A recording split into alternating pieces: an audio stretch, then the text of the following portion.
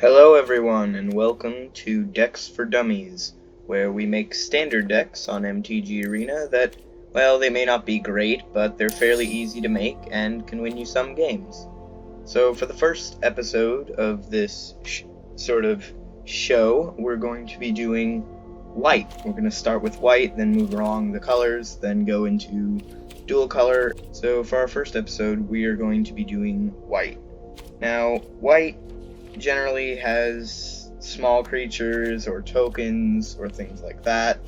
Obviously, I don't have all the white cards since I only recently started playing online, but the one theme that's been prevalent in Standard for a while now is life gain. So there's a lot of life gain support in white, including, Impassioned Orator, life gain triggers, all sorts of things that can gain you a little bit of life, and things that benefit from you gaining life.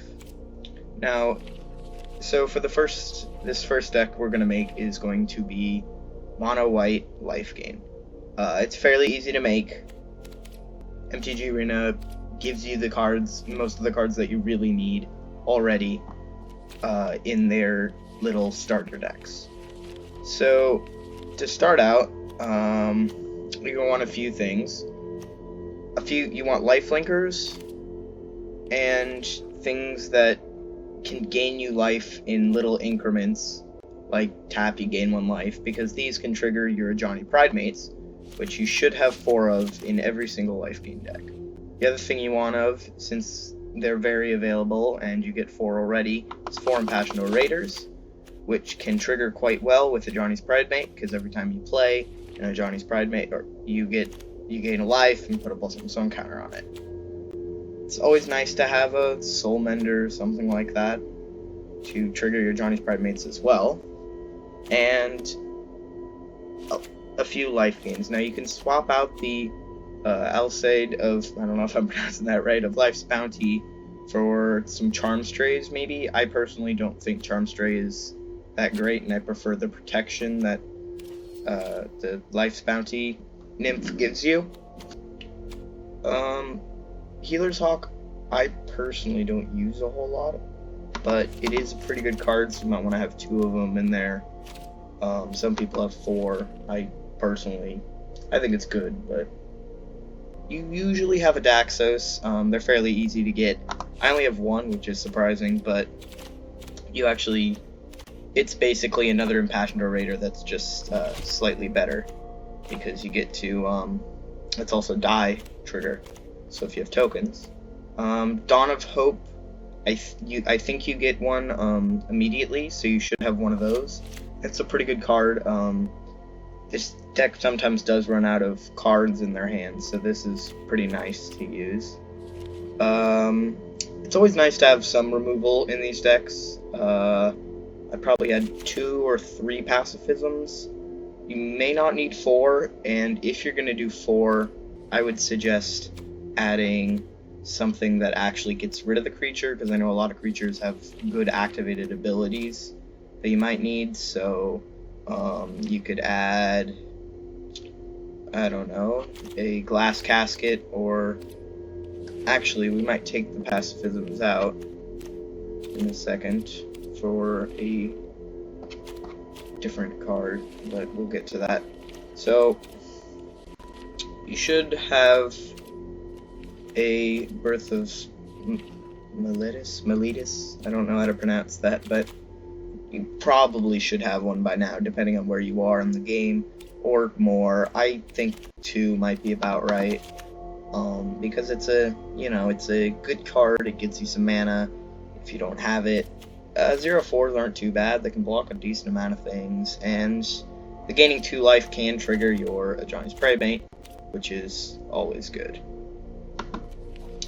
So this is also you could use instead of pacifism if you wanted to, but I personally don't use a whole lot of Angel Vitalities because they don't trigger Ajani's Pridemate when you gain 1 more life.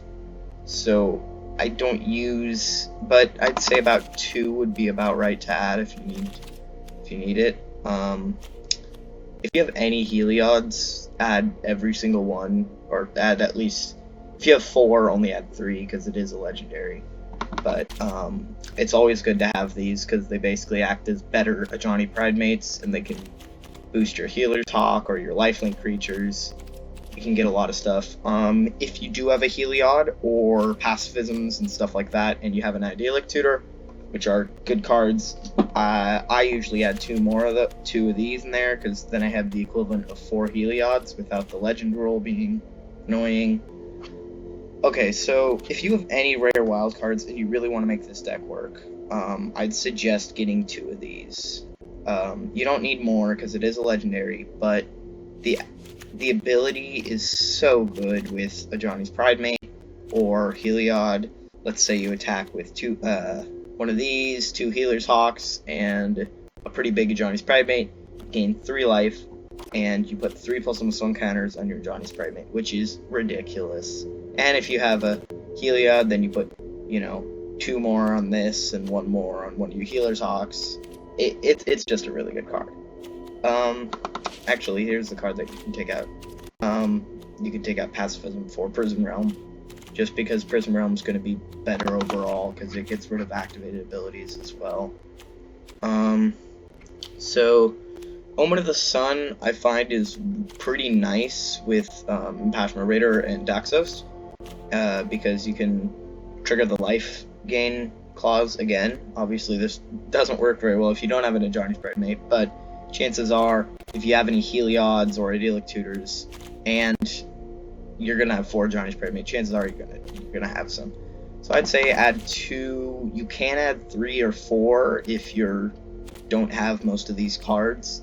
You could do Sworn Companions, but Omen of the Sun also you can sack for scrying, which I find sometimes is a problem in mono white decks, is card draw, and scrying is basically a bad form of that, but at least it gives you more variety. Personally, I really like this card, Taranika, Crowan Veteran. It's 3 mana, 3/3, Vigilance, and you basically, when it attacks, you get to give another creature Vigilance and make it a 4/4 with Indestructible.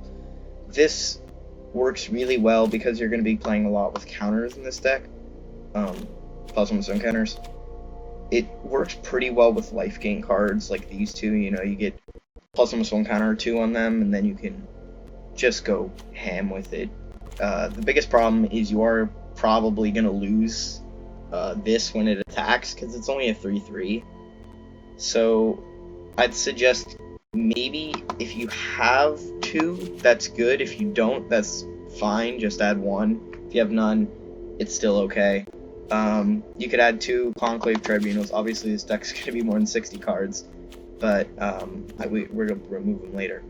If you have any Ajani's, Ajani's just really good. A lot of times people are going to kill your Ajani's Pride mates, so you can -2, you can get a 2/2. You can basically get another Ajani's Pride mate. Bond of Discipline, you're going to have 2 of these in there. It doesn't really matter if you have 2. If you don't. I'd say cap out at 3, don't include more than 3, because it is a game winner, but it's not going to do a whole lot. If, you have 2 1/1s or something, it's not going to do much, because it is a sorcery. So, you could add, Angelic Reward or an Aura, like Commanding Presence, to make your Johnny's Pride mate even better. But, I don't think it's that necessary. If you have an Elspeth, I know you have to buy the Planeswalker deck in, or actually I guess you could craft it with a Mythic Wildcard. But if you have one of these, it is a nice card. It's pretty good. You get +1/+1 counters on creatures, and I find it is pretty good when you have, the little creatures like the Healer's Hawk, and you can make them a little bit bigger. And, swing for 2 each turn instead of 1, or then 3, etc., etc. I might add a Wonder Strike just because to proliferate, and get rid of maybe a Conclave Tribunal, because we're not really playing around with Convoke too much. If you want to do more counters, Light of Legion is a pretty good card, because you get to put a +1/+1 counter on all your white creatures, and if it's a mono white deck, you're going to be having that, a lot of that. Okay, so Heliod's Intervention, great card. If you have them, if you have one, I'd include one, but I wouldn't include more, because while it does gain you a lot of life, it only triggers once. So I'd include at least one of them if you have one, to basically allow you to gain a huge amount of life in one go. Because a lot of these may not get you too much life, and you might be threatened by, your opponent has a 6/6, and you have like 2 1/1s with lifelink, and you're only gaining, you're gaining 3 life per turn, but it's like 1 life, 1 life, 1 life, instead of gaining a whole lot of life in a turn. So, if you have, regardless of what board wipe it is, I'd say include 2 board wipes. Or 1. At least 1. Because if your opponent's really far ahead or something, you can just kill other stuff. So single combat is also similar to planar cleansing. I just find it to be worse unless you're really far ahead, because your opponent gets to keep creatures, so unless they're not playing creatures or playing planeswalkers or something. But I think it also only destroys creatures, right? Creature or planeswalker, yeah. So, and they sack all the creature and planeswalkers, so it's good. But I personally prefer the planar cleansing just because it just wipes everything. So Inspiring Commander is the last card we're probably going to include. You get this automatically, so you should have this already. It allows for card draw and life gain trigger. You don't have too many cards that, have power 2 or less, but I'd say include 1. You're obviously going to have better cards, so I don't have all cards. So, if you have a better card, use that. A few more inclusions. If you have any idyllic ranges, it gets +1 encounter, which is nice. I'd say don't include more than 3, because it can enter tapped, which is kind of annoying. I've had a lot of games where I get this turn 1 or something, and it's like... And I have other planes, but I only have 2 drops, and it's like, well, then the ability's just useless, So, there are some options. There's a lot of stuff you can include, but these are sort of, for me, the bare minimum of stuff that's just good, that you it synergizes very well, So, I think that's it, and then we're going to start taking out some cards, and maybe play a few games with them. But, yeah, basically you want to include little lifelinkers, things that trigger a lot, so Soulmender type things, any Johnny Pridemate type effects. I don't have it and I need to craft it, but Gideon's Company, which is a card that you get 2 +1 stone counters every time you gain life. It's busted. If you have that, that's 4 of those is an auto include. I mean, it's really good. Dawn of Hope is just include a decent amount of card draw. At least 1 Dawn of Hope if you have more, or other good card draw. Impassioned Orator, definitely have 4 of those. If you have Daxos, 3 of those if you have 3. I only have 1, so it also can be a really good blocker. I don't think Angel Vitality is great. I mean, best case 4/4 flyer for 3, and you can gain 2 life instead of 1 when the creature enters the battlefield, which is good, but it's not great. So I'm gonna start taking out some cards in this deck. So first thing you might want to take out when you get a better card is probably Inspiring Commander. If you're a starting player, you may want the Inspiring Commander because it is, it's a pretty good card. But 6 mana is just too expensive for what it does. It's a good card, but 90% of the time it's just gonna die or just not do anything. So I'd take that out first. The second thing you may want to take out is a plains. I know that's kind of dumb, but I think 23 lands is usually fine, especially if you have however many of these you have. It is 2 mana. Third thing you might want to take out is 2 Angel Vitalities. Maybe have 1 actually, so I'm gonna actually have 1 in this deck, but I just don't think it's a very good card. Soulmender, I'm gonna take out because while it's a decent effect and it triggers your Donnie's Primates. It doesn't have the lifelink clause or anything like that. So the next thing you might want to take out is, let me see here. That's the question. 1 Idyllic Tutor, 3 Heliods. The essentially 3 Heliods is I think good enough. You don't need too much more than that. Let's see. I'd say you only really need 1 Taranika. Like, while she is a really good card and she gives things indestructible, etc., etc., she also takes a turn to get going, and a 3/3 is not enough power to support herself. So most of the time I've found I don't want to attack because, you know, I can make my 4/4 lifelinker indestructible, but that's not worth it.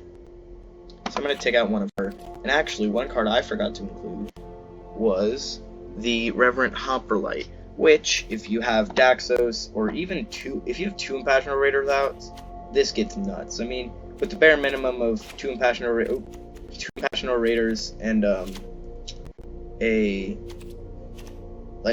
and that's it, you get 3/1/1, or 2 Impassioned Raiders and let's say a Heliod. So now what you did is basically, when it enters, you get to create, I think, 4 1/1s. Yeah, 4 1/1s, because that's your Devotion White. And because the 4 1/1s entered, you'll gain 8 life in 1 increment, in like increments, which means you can put 8 +1/+1 counters on any of your creatures. So now you have a 10/10 Impassioned Raider. Like, that's just so good. That just closes out games, you know. I'm gonna say you can take out a Conclave Tribunal, so you don't need that much removal, because I mean, I don't know, a lot of people play a lot more removal than I do. I personally don't. Wander Strike, I don't know. Like, is it a good card? It's okay. 5 mana, exile a creature, it's okay. And you get to proliferate, which is a good card, but I don't think it's necessary. So usually the first thing I do is take out, obviously I don't have many copies. Let's say 3 Healer's Hawks is about right. Anyway, so the last 2 cards, I say you could get rid of the last Angel of Vitality, because it's just not gonna do anything. And maybe an Omen of the Sun, because we do have the Reverend Hoplite. So I think that's gonna be it. Obviously, I'm not a professional. I'm okay at the game, I think, but you know, there's definitely better cards that you can put in this deck. It all depends on your collection on MTG Arena, but you could definitely have better cards. There's so many life gain cards in Standard right now that are good, so I think you could definitely, I mean, I could add one of these if I wanted to. Actually, I am going to. I'm going to add one of these and take out a Prison Realm. Yeah, alright. So that's going to do it for this deck, and then we're going to play some games with it, see how well it does. So that basically, I'd suggest just try making this. Obviously, you've probably seen a whole lot of White Life games. You probably have one yourself. This is just, if you don't have one or you really want to improve on yours, this may help. It may not. I don't know. Alright. So we're gonna sell my other bad decks. I named them stupid things. I don't know what I should name this one. You guys can tell me in the comments if you want. I'm just gonna leave it as new deck for now. So we're gonna play not any standard ranked because I'm too scared of that. We're just gonna play some normal matches.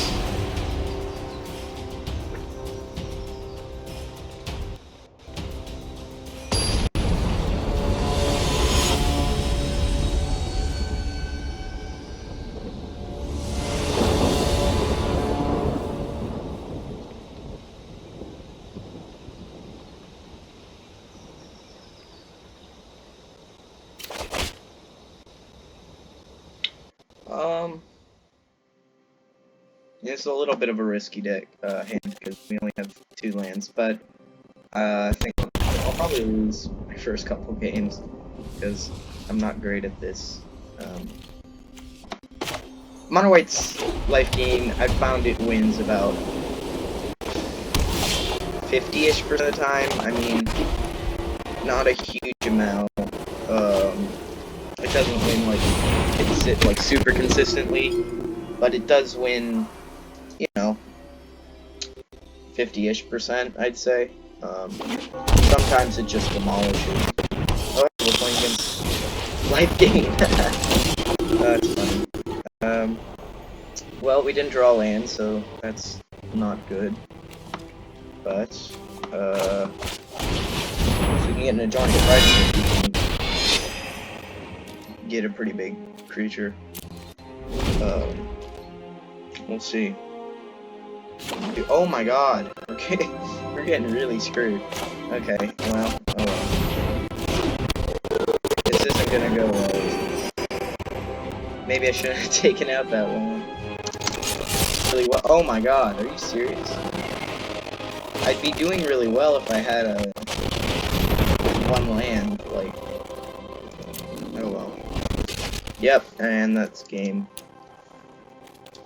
Well, it wasn't really good because I didn't get any mana, so we couldn't really play, but let's try another game. See if we can not get completely mana screwed. I found this deck sometimes, actually, with all my decks in Arena, they either get mana screwed or mana flooded, and probably because I don't always include enough card draw in my decks.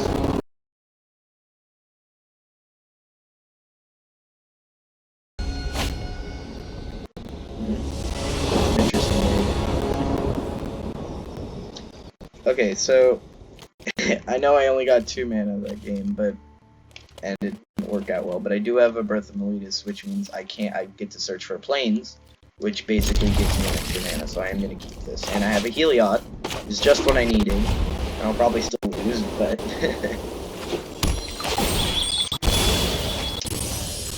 oh, this is going nicely. Yeah, I'll put it on you. Why not? Kill Chump Walker. I'm gonna play a land. We're gonna play Daxos. We're gonna play Healer's Hawk with the life off of Heliod. And we get to put a +1 Stonecutter on my Healer's Hawk. And then if I can play Linden next turn, oh, things are gonna be crazy.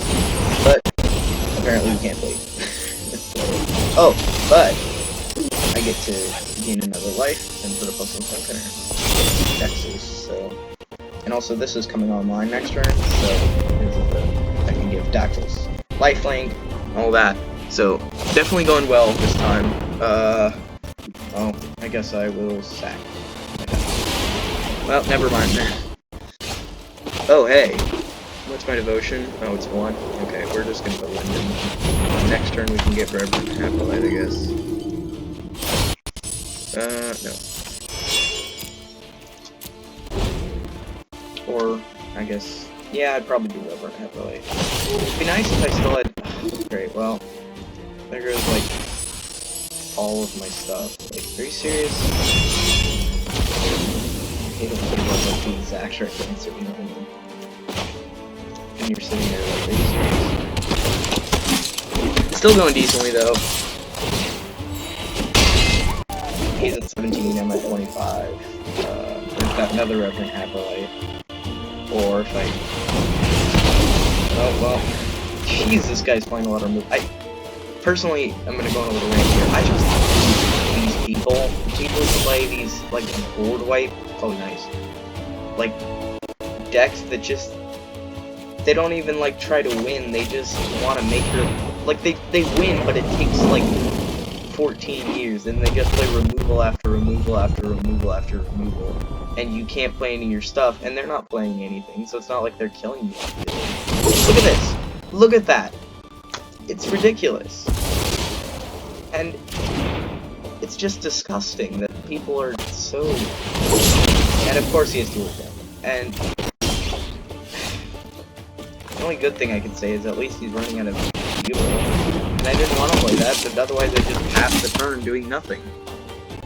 and they just play removal after removal, and they're not good players, they're not fun to play against. They're just...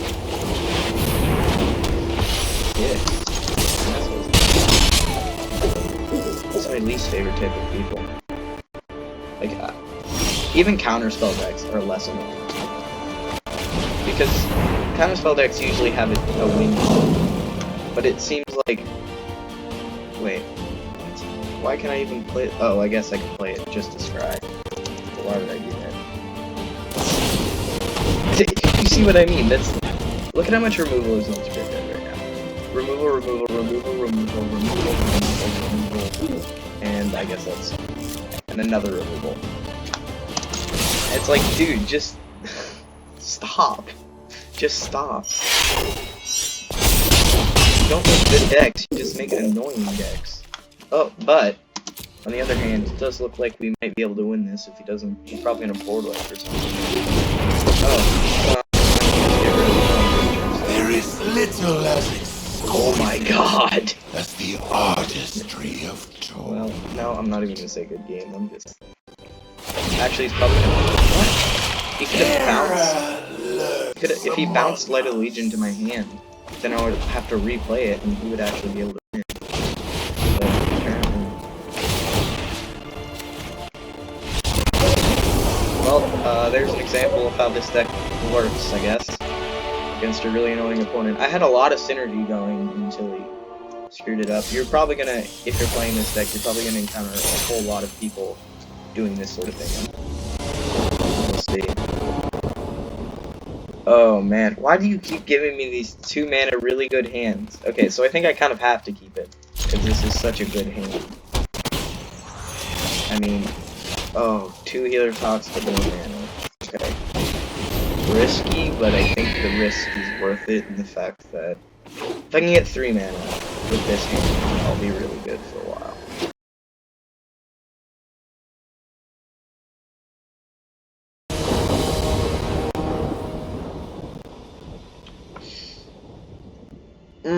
That's a good hand.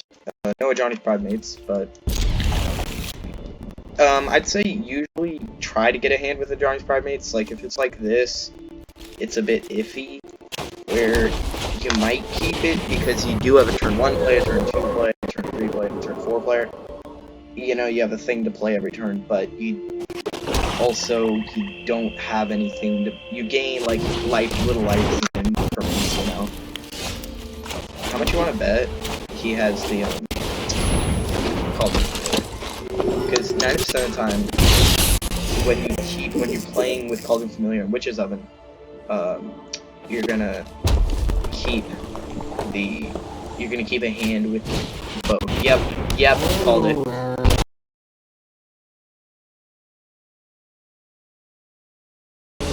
Concede when it serves your purposes, but oh yeah, when it serves your purposes better than just continuing to play for another hour and not getting any other games in, you know?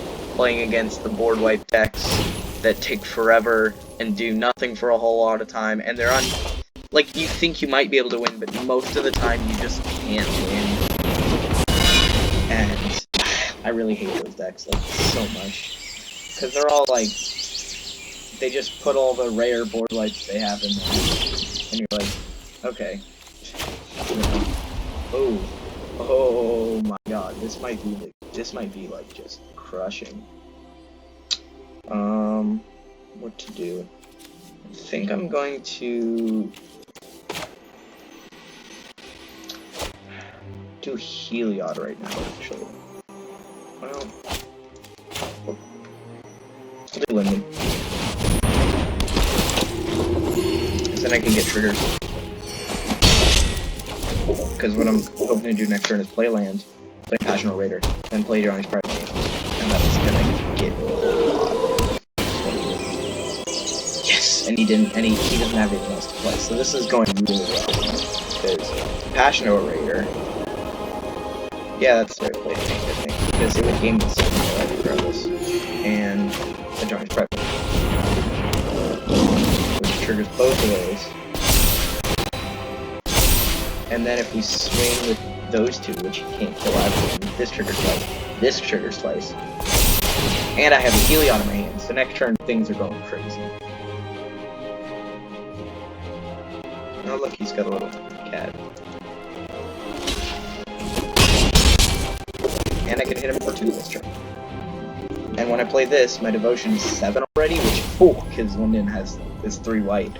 So that will allow me to, it enters as a creature, so I'll gain another 2, but 2 plus 1 counters like Linden or Daxos. And worst case, well that is a pretty bad worst case, but that is Arcana Sun's Grace is really good. That's a really good card. He's like, if you have one, you have to like include it. Well, I didn't get a... I still have something lifelink, I guess. I'm gonna give this 6/6 lifelink.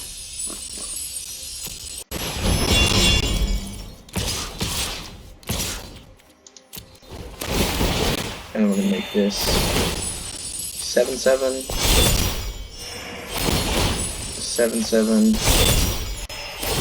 And we're gonna make so now he can't kill it without.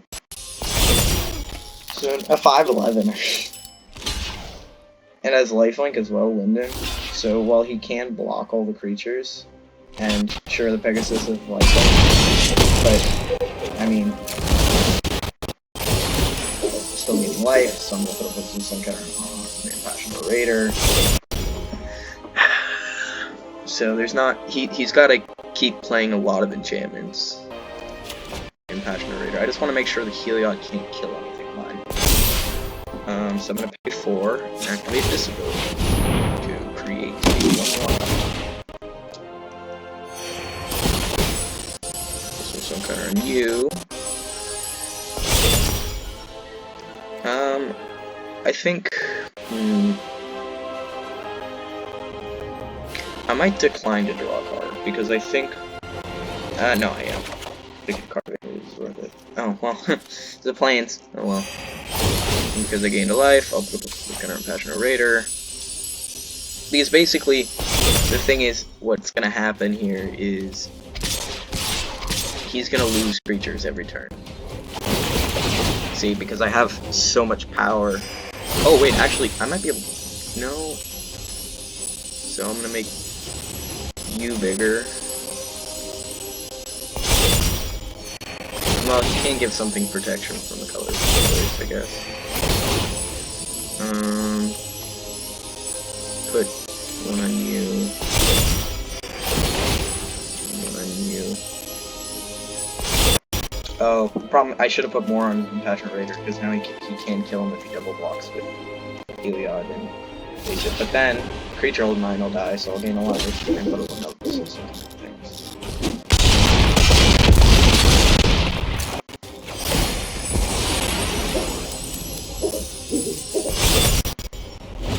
He does have a big thing in the air, but I'm not. I mean, worst case, I just have to keep hustle. Or worst case, I guess, it's full gun. But that shouldn't be. Sure, I'm taking 11 per turn, but if I can just give that like, you know,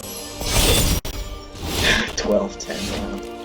Oh, this might be over for me. If I can I get a creature? I don't know. Let's find out.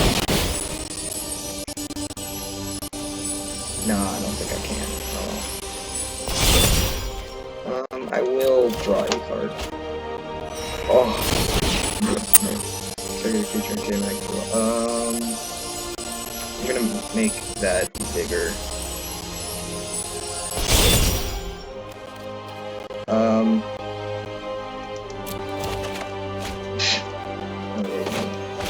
There goes my Passionate.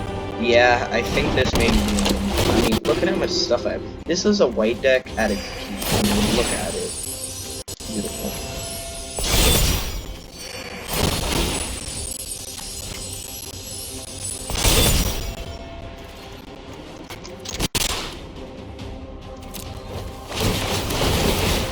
And I get 5 plus 1 counters on my lifelinker.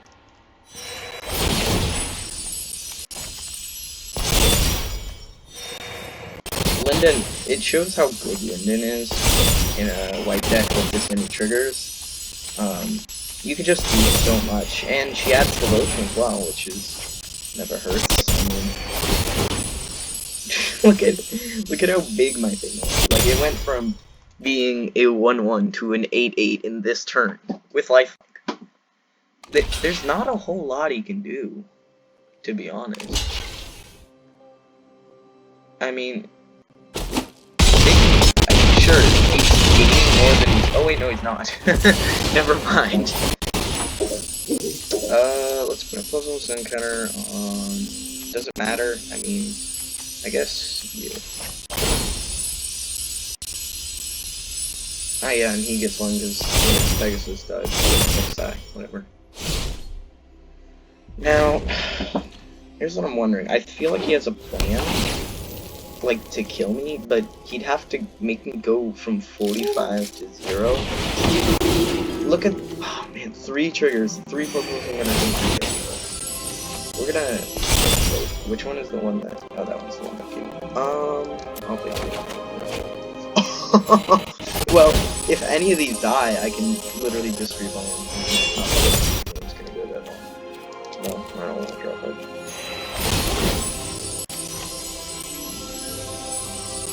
Basically, my plan is to just boost everything, but I'm not gonna pay that. My plan is also to give 2 of my creatures lifelink, maybe, or 1 of my creatures, maybe my 10/10. So I will pay for that, actually. Oh my god, this is gonna be so funny. My devotion is 11, well, it'll be 12 when it enters. That's 12 1/1s, which is a total of 1, 2, 3, 4 triggers for each of my 1/1s that come to play. Oh my god, this is gonna be so funny.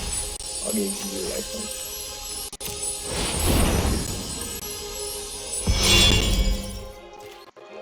I'm not gonna swing with my 5. Oh no, I will swing with my 5/5 because I can boost them. 6 triggers, like that's 6 plus something. He really should have exiled my Heliod, to be honest. My giant primate is big, but Heliod's just so much better. We're gonna make you bigger again. Nobody's getting past Nexus' 16 toughness. And we're gonna put 1 more in you. So, all his creatures are gonna die. I wonder what he's holding his hand. I'm actually wondering what. He could theoretically kill my Linden, but is that worth it? No. Oh, I can't wait to play Reverend Hopperlight next turn. Unless he kills me. I mean, you never want to get picked up. Oh, well, never mind then. Oh wait, no, that's legendary. Forgot. Let's put 1 on Impassioned later, and then let's put 1 on Heliod, and then let's. Yeah. Oh, this is his. It's so hard. Sure, he's gaining so much per turn, but watch this. Oh, this is gonna be so fun. You know, this was a good game.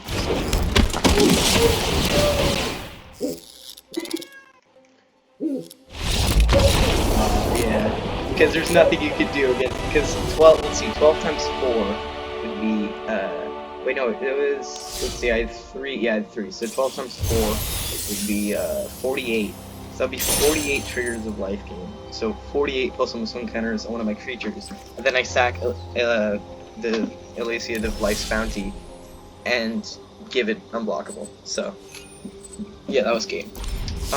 So well, I guess he could have blocked with the Nightmare Shepherd, but with everything else on the board, me gaining 48 life, and I'd have that many creatures next turn. So I'm gonna end this episode here for today. Thank you all for watching this. I hope this deck really helps you guys out. Maybe it won't, maybe it will. Seems like it did pretty well this time. Of what you saw, I think I won 3 games and lost 2, so that's pretty good. I mean, sure, losing 2. When one of the losses to be fair, was from being manicured. So, I mean, I guess if you count that. So, I hope you guys will like this and watch this. Tell all your friends because we want to grow this channel a lot. Next week we're going to be doing blue. So anyway, I hope to see you all next week or 2 weeks from now. Hope you're all doing safe in quarantine. And yeah, thanks for watching.